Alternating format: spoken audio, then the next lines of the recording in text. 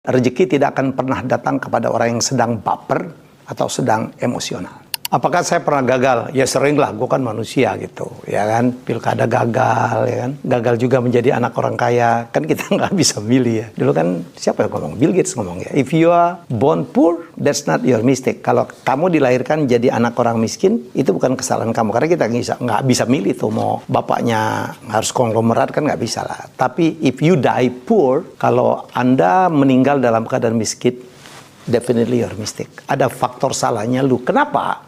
Ada dikasih umur 60 tahun, 70 tahun, 80 tahun, 40 tahun, whatsoever. Ya, kita kurangin kita sekolah lah sampai usia 18. Dari 18 sampai ke meninggal, kita punya fase yang disebut between B and D, dari C, is it? Antara B dan D ada C. B-nya apa? Birth. Antara lahir dan D, death. Dari C, chance. Ada masa, ada kesempatan kita untuk belajar, untuk berusaha, untuk berniaga, untuk berinteraksi supaya kita kaya.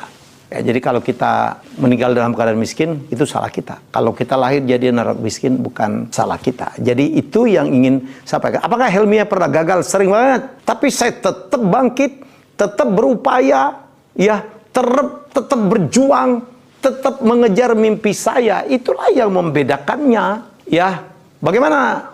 Pernah nggak down banget waktu gagal? Iyalah, sakit lu gagal itu. Gue kalah pilkada pertama itu 9 bulan gue berjuang sakit. Tapi makin kesini gue makin terlatih tuh dengan kegagalan. Gue akrab dengan kegagalan. Karena gue tidak menganggap kegagalan itu kegagalan membuat gue harus jatuh. Kegagalan gue memaknai bahwa Tuhan tidak rela gue di situ. Dia menyelamatkan saya. Dia membukakan pintu yang lebih besar, dan itu terjadi sampai sekarang lah. Terakhir gue gagal kemarin PSI, enggak lah, saya udah berjuang habis-habisan. Ya, jadi saya bilang, gue kan udah menyediakan diri saya untuk mengabdi. Lu nggak terima gue, alhamdulillah. Ya, dan pintu rezeki saya terbuka. Jadi itu yang saya bilang, bagaimana kita memaknain hidup kita, memaknain kegagalan.